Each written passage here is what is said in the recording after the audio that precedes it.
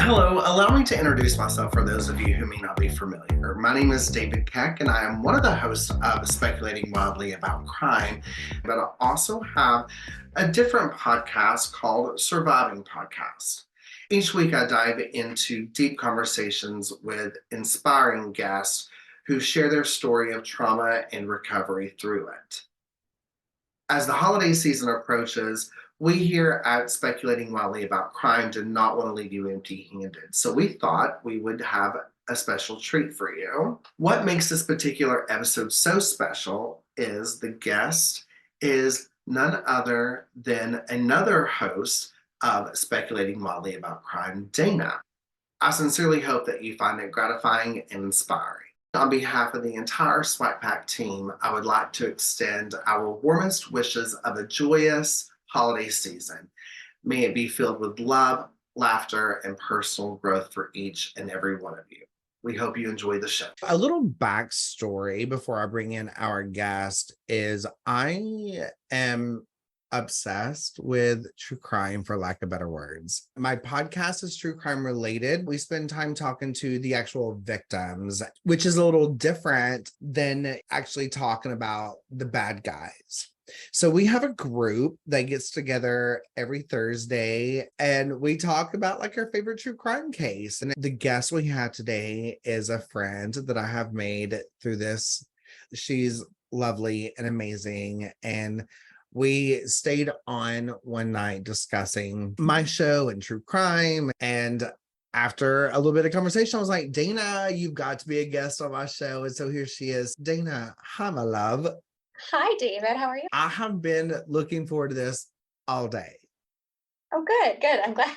Me too. Because I'm going to get to see a little bit of a different side of you. We talk about true crime on our Zoom calls, but we're talking about a certain kind of case. And so to have this time with you and to have you trust me and my platform enough to say, you know what, I've never done a podcast before, but let's do it is such a true honor. Yeah. And as you said, we're all friends in this space with a lot of us. It's short snippets of what's going on in our day-to-day life. So getting to go more in depth with a friend, how do you say no to it? My question for you to start is, how did you get inspired with true crime? When I was younger, I don't know if I was maybe in fifth grade-ish, but not quite middle school, but not quite elementary age. I remember I started reading a book series by James Patterson, the Alex Cross series. And I like starting from like the first book, I couldn't put it down. I couldn't put it down. And so my mom would always take me to the library to like just keep getting the next book in the series. And at the time, I can't remember how many books there were in the series because there's been more since, but let's just say there was 10. And I read them in one summer. And these books, if you've read them, I don't know why my mom ever allowed me to read these books because they're a little intense. And to me, like that's the first recollection that I have of true crime. And I'm also from Wisconsin. And if anybody knows anything about Wisconsin out there, I'm sure everybody could rattle off a few names of infamous true crime stories that have taken place in Wisconsin. So that's just always been, I don't know, part of the culture. And then when I was in college, I was just finishing college. That's what it was. That's when I found the various true crime podcasts that I listened to. So that's like my relationship to true crime and how I got interested in it it just was always there. And it started out with me reading these books and like I could just power through them one by one. And I honestly don't get it, but it's just always been there. The first true crime high profile case I remember is the Susan Smith case. Okay. And I'm pretty sure there's a bit of an age gap between us. Like you're like 20 and I'm 26. So you may not know what I'm talking about, but Susan Smith is a lady that was on and off again with her husband / baby daddy and was having a love interest affair with the owner of the company that she worked for. and she drowned her children in her car. Do you know what case I'm talking about? Not Okay. in-depth details, but I know the high level overview. Okay. Yeah. Okay. And so, of course, she want to say, oh, a black man did it. Come to find out, she did it. And she was one of the first, like, cases that was, like, the high profile, like, mother's gone mad kind of thing. Sure. And I was at the age where I was able to comprehend more than, so I probably should not, I should have probably not have been in the living room when the news was on that day. Yeah. And because I went through this whole phase of, is my mom going to do this to me? She is going to potentially be released in 2025 because Oh, she's wow. done her like 35 years or whatever. She was young, they were babies, like she was young, she was in her 20s, and it's been 30 years. And like I remember that case, and that is what really got me interested in helping me realize that there really are monsters under your bed. Yeah. With your interest in true crime and reading these books, when did you start associating that with your own trauma? I knew what was going on and what was happening. I just didn't really have the confidence to say it wasn't okay. This was bad. And to add that distance of it doesn't matter, like you didn't do anything, you don't, if that's the right way to put it, of the true crime portion made it seem to me of, yes, you have these horrible, awful stories that are unimaginable, but then you also have some stories where you can say these small things that happened were also not okay. So it was those small things that led me to go, I can feel bad, not wallow in self-pity, but I can say, yes, this happened. It was not okay. And I can grow and move on. So did the true crime aspect side of things, was that kind of validation for you of, okay, this does happen to people, like it's okay for me to feel these things? Yeah, especially because of the particular podcast. I think about Ellen, and as she jokes on the podcast, oh, I'm monologuing again. And it made me realize that it's the small things that matter, and it's okay to feel those feelings. You are valid. It doesn't matter if somebody else tells you you're not valid. If you feel those, you feel them. I think about Ellen quite a bit, honestly, to how she quote unquote monologues and how it's, yes, you're saying what I'm feeling and thinking. Thank you. Yeah, 100%. Like I actually texted her the other day and I was like, those monologues helped me realize that I'm not alone in this crazy ass feeling that I'm having right now. And I need that. I need that validation. I need those moments of realizing that I'm not alone. Do you mind to us the age that you were when your trauma happened and what the trauma actually was? Sure. This was back in, I want to say 2016.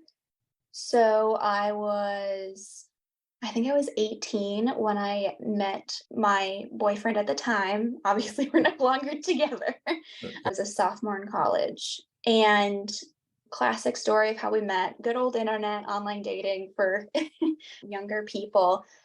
And I think at the time when we started dating, he was a 24 or 25. So he was a little older than I was. And so we started dating. And I remember like one of our first few dates was like a Halloween party. So somewhere around that time is when we started dating. And of course, you're young, everything's new, fresh. So the rose-colored glasses were very rose-colored. The first time I think was probably that December because he had family living in the South, like Georgia, South Carolina area. And we went down there, and I'll admit, nobody please do that. Please don't go on a cross country trip with a guy you'd only been dating for 2 months. But we grow, we learn. And I was meeting some of his family for the first time.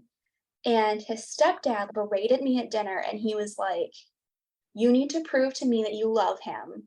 You don't need to prove anything to him. It's me you have to prove to yourself to. And that was the first time when I was like, this is odd and strange because I don't know you. We hadn't even said I love you yet together. So I have to prove I don't even know if this is going anywhere. And so then in late January, February is when he started showing some anger signs that I had never seen before in a intimate relationship like that.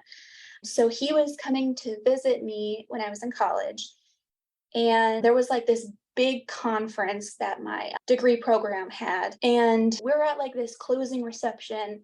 And because I was underage, but it was held at a bar because it was like a conference reception. So it was a little looser on the rules. And I was like, all of my friends from my degree program are here. Just come meet us. We'll hang out.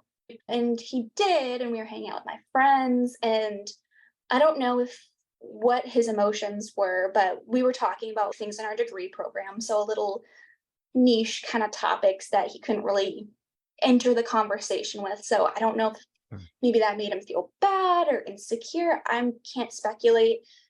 And then we were on our way back to my apartment, which was pretty much right across the street. And as we were getting into his truck, I realized, oh, he's mad.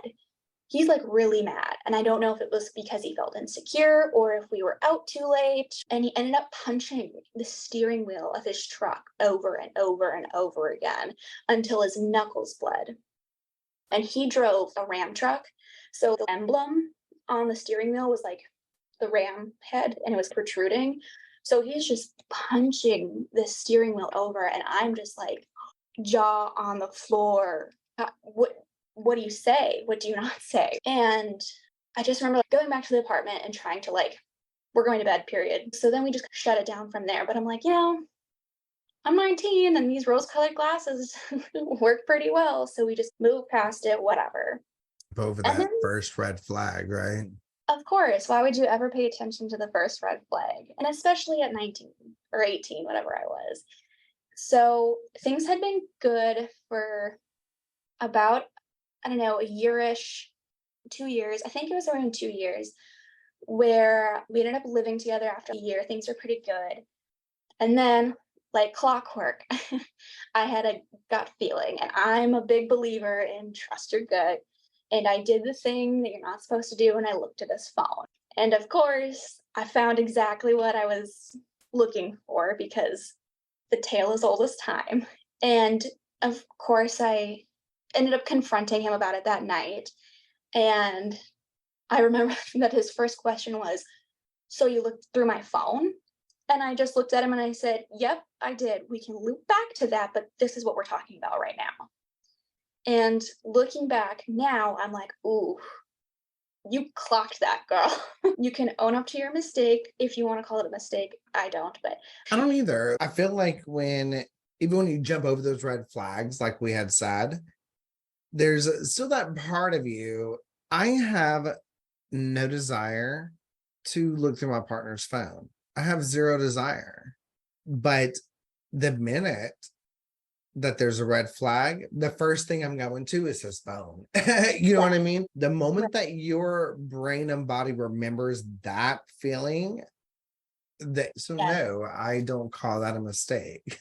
no, and I just can look back and like that phrasing of owning up to what you did and saying, we can loop back to that, but we're not going to distract from what we found.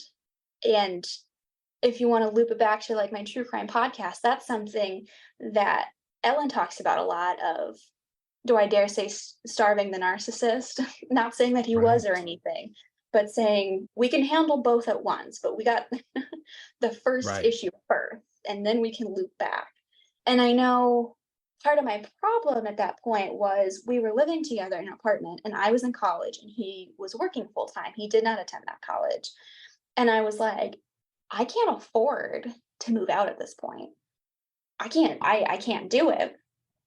So part of me then was like, we can work through this. We can insert all of the rationale here. I went through it. That happened over the summer. And then that fall, he looked at me one day and he said, hey, let's go to the jewelry store and let's go look at like engagement rings. And I'm like, Sure, great, love it, sounds good. And we go, and then the whole time the football game is coming on in an hour. We have to get going. The football game's coming on in 45 minutes. We got to get going. The football game's coming on in a half hour. We got to get going. And now looking back, I'm like, you're the one that wanted to go, and now you're rushing me. And I'll loop back to this a little later, but it was just like so weird, honestly. But part of me was also like, great. So he sees engagement, da da da da da. Okay, great. We're headed in the right direction after the speed bump, right? And so then it was a few months later, we had decided that we were going to move from the apartment we were staying in to a townhome. And before we did that, there was a night he was going to go to the bar after work with some of his coworkers for a drink. And I said, just keep me like posted for dinner. If you're going to eat there, that's fine. Just let me know so that I can provide food for myself. And then I didn't hear anything for a while. And then he finally texted and was like, oh, sorry. Yeah, I had a burger at the bar or whatever, but I'll pick something up for you on the way home. And I'm like, okay, fine. At least he's recognizing that was crappy to do after I specifically told you, I don't care. Just let me know. And he stopped at a convenience store on the way home. He got me a bowl of the pre-made mac and cheese and a bacon wrapped like little steak thing. And that was so deflating to me because I hate pre-made mac and cheese and I don't really care for bacon wrapped meats because to me, the bacon always seems undercooked. So when he brought that home for me, I was so dejected because I'm like, it's been like 2.5 years, and you don't know anything about me. And then to make up for him pissing me off a little bit that night, he bought me lilies to make up for it. And that sent me over the edge because one, I don't care for lilies.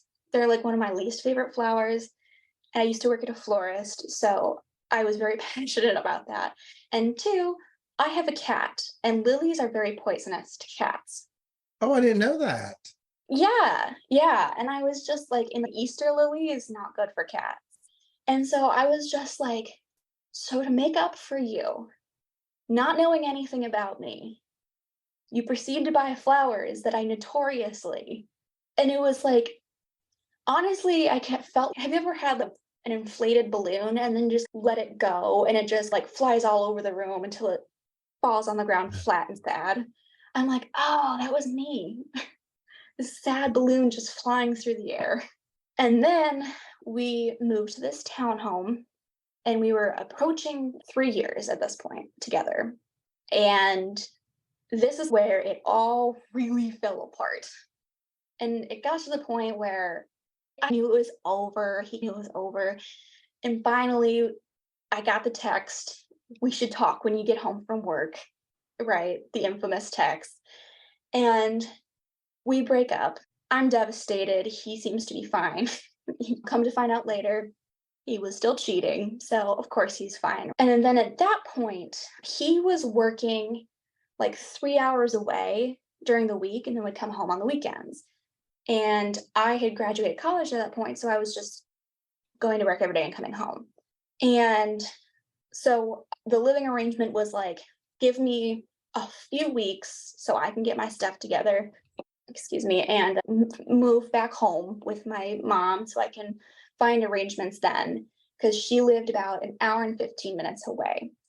And then on the weekends, I would go stay with my mom so we could have the townhouse and it would be fine. And then there was one Saturday morning, this is a week, maybe 2 weeks after we had broken up, and I was frying bacon in the morning. He walks in, and that morning on our like rental portal thing, I had gotten a notice that we had like an overdue bill, and it was like $200 some odd, and I got really upset and I just paid it. And so when he got home, I was like, hey, do you know anything about this bill? It's $200 some. I just paid it. And he snapped nearly immediately. He was like, we got a letter about it. Why didn't you read the letter? He had it with him. So I couldn't read this letter that they apparently said, it's a mistake, don't worry about it, or I don't know what it said even now. We got into a little bit of an arguing match back and forth. And I remember he was holding like a plastic like grocery bag, and he like threw it to the ground and kicked it.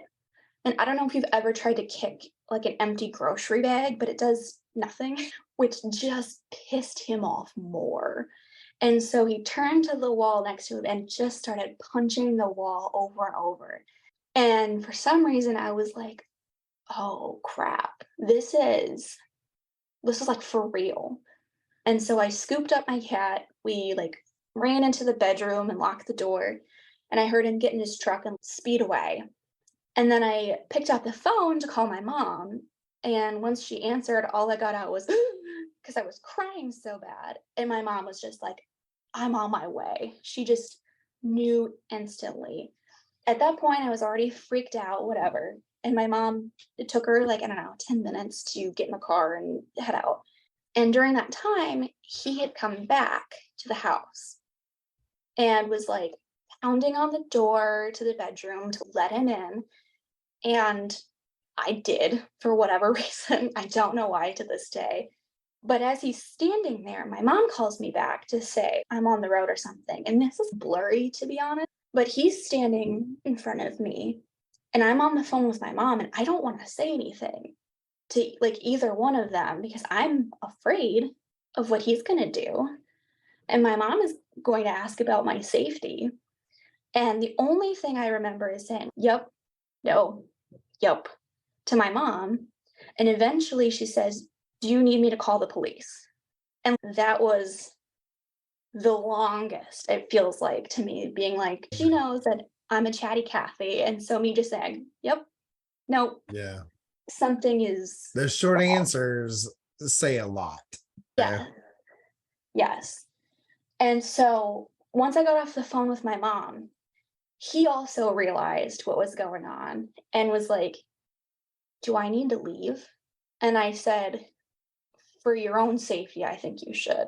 Because my mom, she loves her children. If he was there, I'm sure she would have let him know what she thought of the situation. So anyway, yes, my mom comes and we pack up as much as we can. She takes my cat. Want to make sure he's good.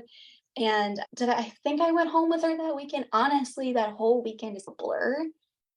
But that following Monday, I drove 2 hours to work because I was living like 45 minutes from where I worked and on the opposite side from where my mom lived.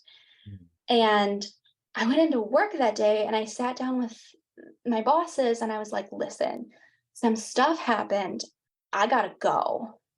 And these were two men. I'm so sorry, but they were two men. And they just did not understand what I was trying to say. And then the kind of like the mom of the employees of my coworkers that day at lunch had noticed I was acting weird. And she literally pulled me off to the side at lunch and was like, how hard did he hit you? And I didn't say anything to her. And I was just like, ugh, when she asked me that, because it was just like that motherly intuition that she had. And she just told me, like, I'll explain to the guys. You don't have to worry about it. So I'll always be thankful to her that she got it. And then I did work the rest of that week because I'm like, they were totally fine if I wanted to just quit. But I'm like, no, like, it's fine. I don't want to leave you guys. My pride took over. But that rest of the week, he was working 3 hours away, like I had mentioned. And every night when I would go to bed, I had to lock the bedroom door, sleep with the overhead lights on. And that townhouse had the bedroom right over the garage. And I swore I could feel like the garage door opening, like whenever the fridge turns on or whatever. And I'd be like, and every time a car drove by, I would have a mini panic attack. So every single time I was like, oh my God, oh my God, oh my God. Eventually I went into the guest bedroom and it was totally fine. Because I was away from the road. I was not over the garage anymore. And it was just like, I could feel peace. And then once I removed myself from that, I got a lot better and I ended up buying a house and I got a good job and like things fell into place for me. And now we bring ourselves to 2022, the summer of 2022. I'm like, I'm going to try therapy. I think that'll be good for me. And a few sessions into this therapist, I'm revisiting this conversation and just revisiting the thing of, I never thought this would happen to me. It really taught me that whole conversation. And I'm relaying this whole story to her. And this therapist via Zoom essentially looked at me and was like, I don't know why you got so upset. It's not like he hit you or anything. And at that moment, I was healed enough in my journey to say, no, nope, we're not doing that. So I never went back to her or anything. But the more I thought about it, I got mad because there are people out there that are not that healed in their journey. And if they hear that, it's so crushing and invalidating, I'm sure, to hear. So what? You were scared? It's like, yeah. That makes me so mad because, and correct me if I'm wrong, but I feel like when you and I were having a conversation about this, I feel like there was a conversation we had about this of how much, what do you and your show consider surviving trauma? Because what if mine doesn't fit into that category kind of thing?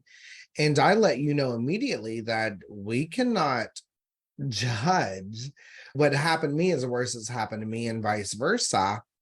But we didn't go into detail why. And so when you started telling the story, I was like, that's what happened. This person that you were trusting, this person that you were all taught, you're a therapist, you have this title, we're supposed to believe you, we're supposed to trust you. But you're telling me that my trauma isn't trauma because I didn't have a black eye?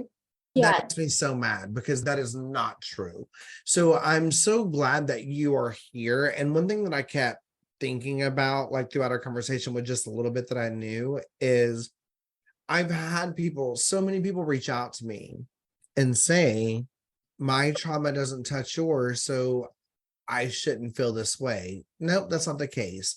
One of the reasons I was so excited about having you on is because for those people that feel like their trauma doesn't matter, regardless of the size, because I've had people that have been stabbed and have said, my trauma doesn't matter because it was just a puncture wound.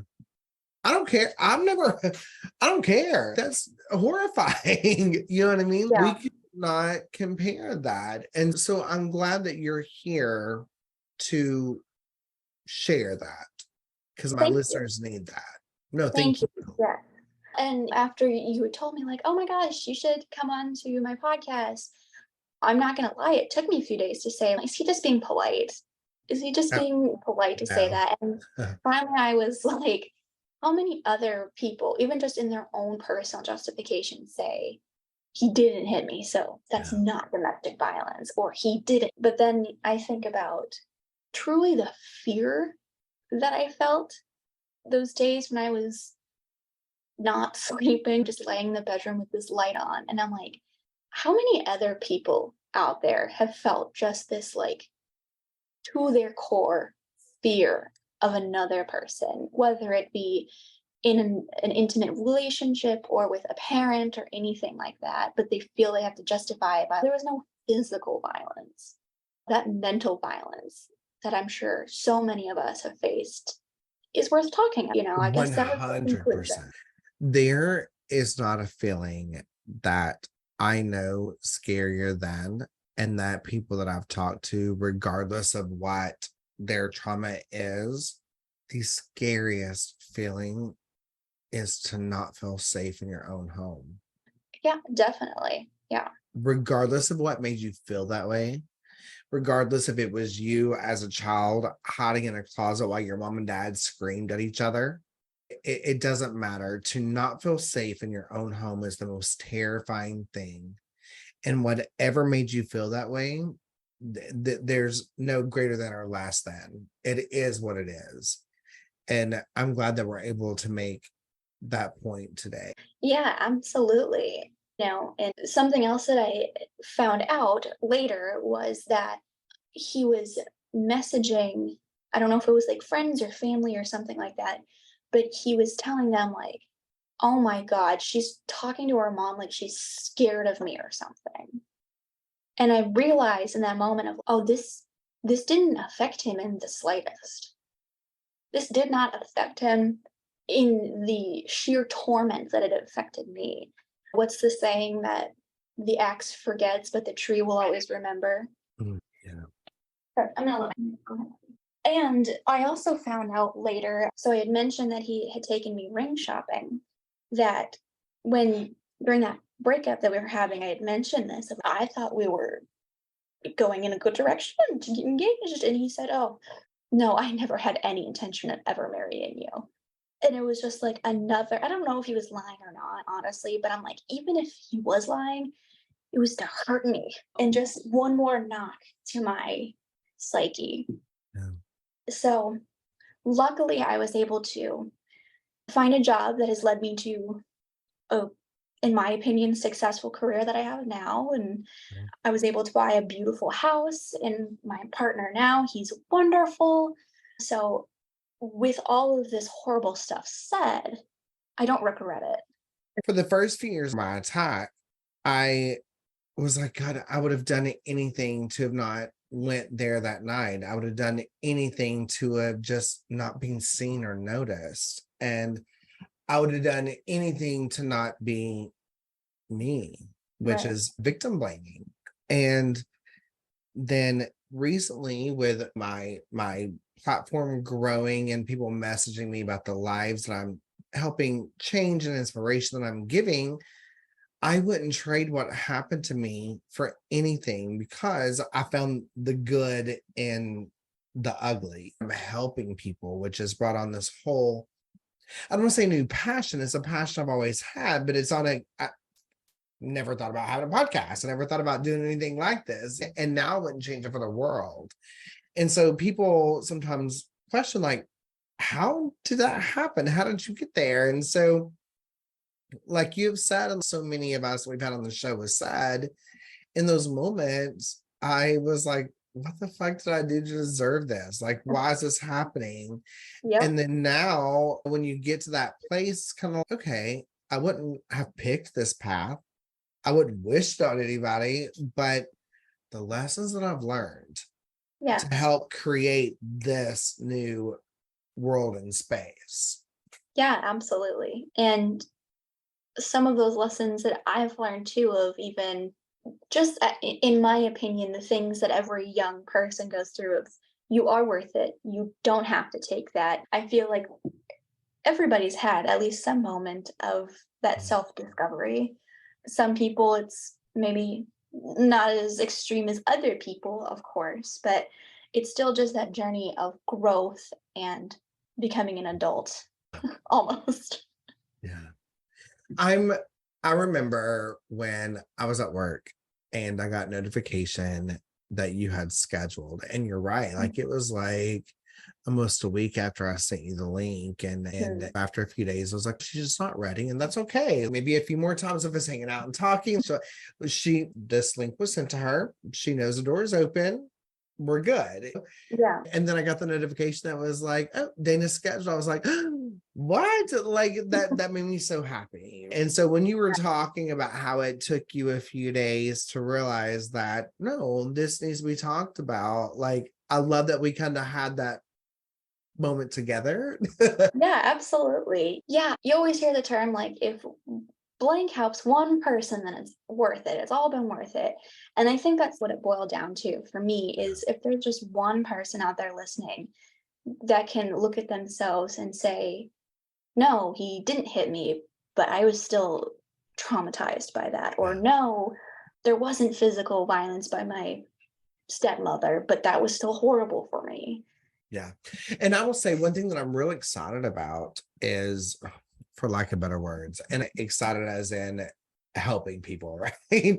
But a lot of the cases that I have covered has been death and suicide or drug related or sexual assault. And it's not ever always, even though the mental aspect and all that plays a factor, absolutely, but that's not ever been the main focus. But What I think is so great about this and you being on today is I've had so many like college student females reach out to Mm. me that they listen to my show, and their emails of them saying, in your opinion, David, do you think this is abuse? Because he's not touched me, but he punches the steering wheel. Yeah. Or like these little flags that they're not realizing are red flags. And I have to be very sensitive at how I say it because I don't want to be like, oh no, run, girl, run. But I think I'm so excited about this getting out there because I can name 5 people off the top of my head that have written me that I know by name that need to hear this. Sure. Yeah. And it's interesting that you say that is because now I actually work at a university. So I'm around college aged people every single day. And part of me just in the back of my head when I'm walking around campus is, do these people know what is available to them in terms of resources, whether that's on campus or even just a podcast where Ellen Marsh can say, no, this is okay, this is not okay. You mean the world to me. I love the friendship that we're building. I love getting to know you on our little Thursday nights. And then now having this moment with you is so great. One thing that I love about the community and platform that I'm building is we're all just so loving and so supportive. And we have people that will message in our Facebook group, and we have the main page that it just advertises kind of what we're doing, but we also have the Surviving Abuse podcast discussion group, which is invite only, so that way people can say something in there and it's not just plastered out all over the place. But people will message and be like, you know what, today's the anniversary of, or today I was a little triggered with something, or can I just vent for a minute?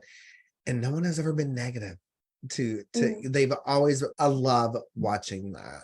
And I would love if you're not a part of that discussion or page, like I would love for you to join and be a part of it, because there are people in there. Like your story is taken, like I have nephews that are college age, right? And then, but when I see their girlfriends and then, or my godchildren or their friends, not that it's just only a female that can be abused in some kind of way, but like I see them and I see how that one boyfriend or one girlfriend could, that one statement from them could be what sticks with them forever. Yeah, absolutely.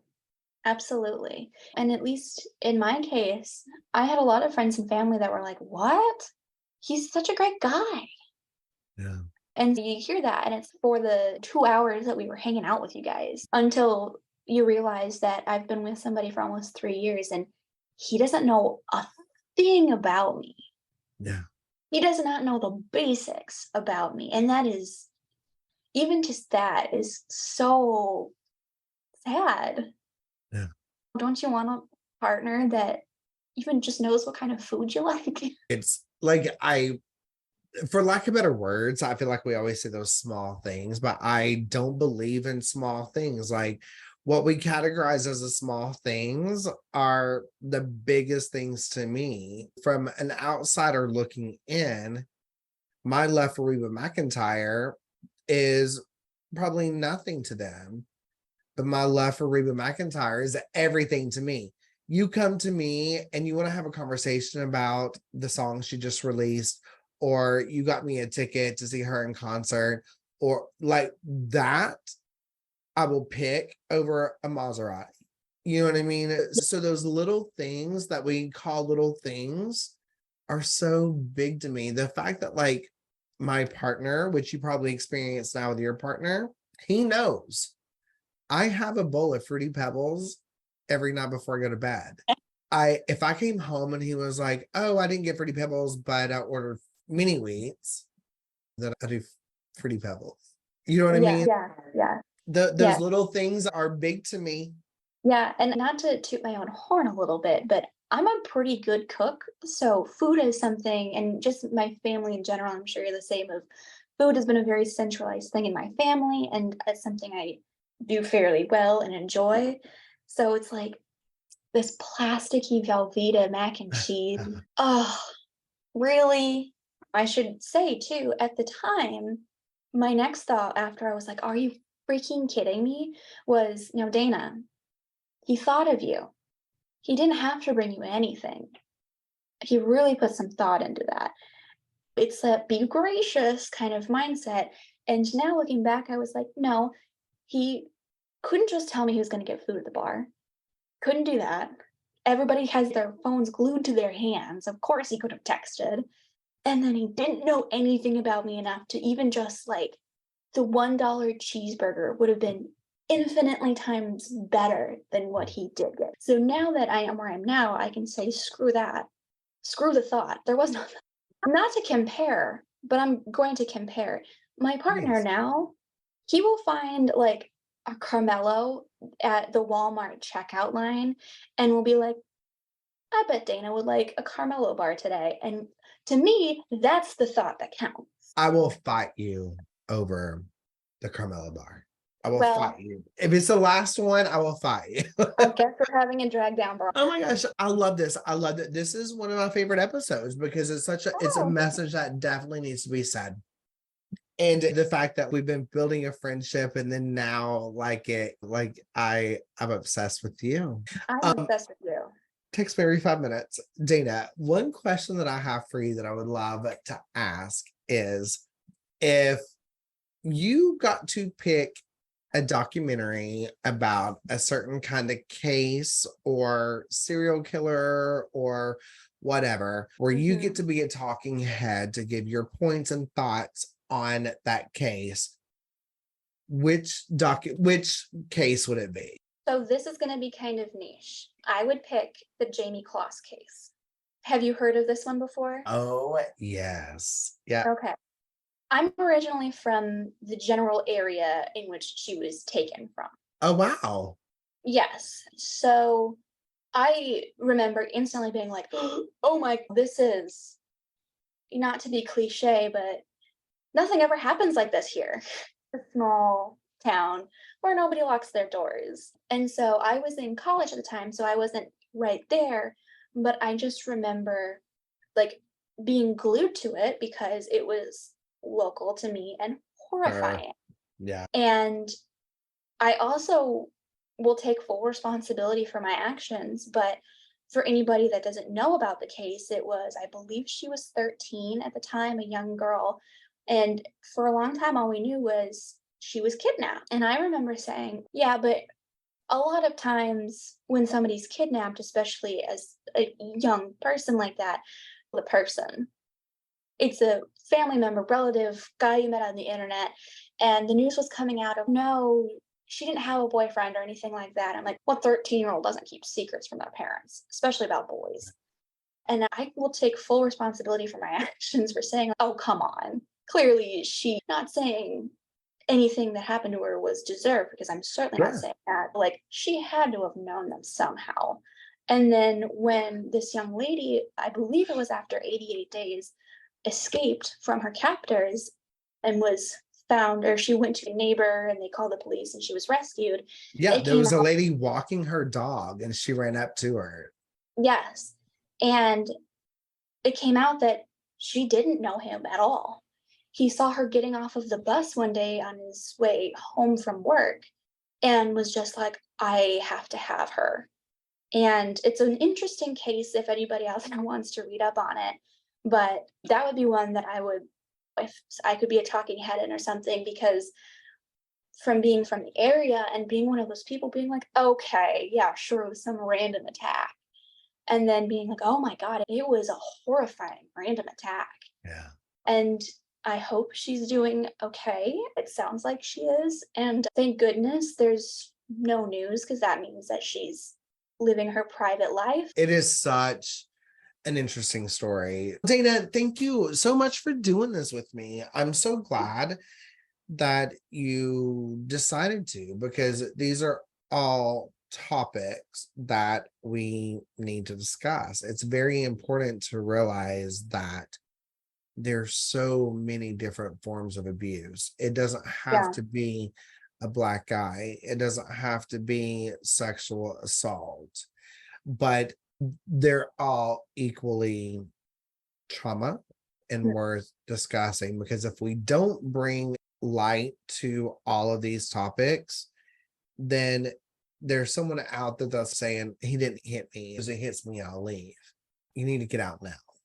It should not take that black guy to leave. Yeah. Yeah. And I'd also like to acknowledge that leaving process is so difficult. And even looking back now, yeah, I can spot a handful of times I should have left before I actually did. And so to me, I always was like, you just got lucky that you could leave when you did. There were instances before where an outside looking in could be like, girl, you're in danger. Get out of there. Yeah. Run, go run. At any point when you can get out and leave, it's still just as brave as if you do have that black eye or he was just punching the steering wheel. Thank you for taking the time to listen to our show today. We ask you to please subscribe to us on YouTube, Apple, Spotify, or anywhere else that you find your favorite podcasts, just so you don't miss out on any of our episodes. You can also find us on Facebook, Twitter, Instagram, and TikTok at SWACPod, SWACPOD, or you can contact us via email for questions, comments, or case ideas. Our email address is swacpod@gmail.com. That's SWACPOD@gmail.com. Thanks so much for speculating wildly with us tonight.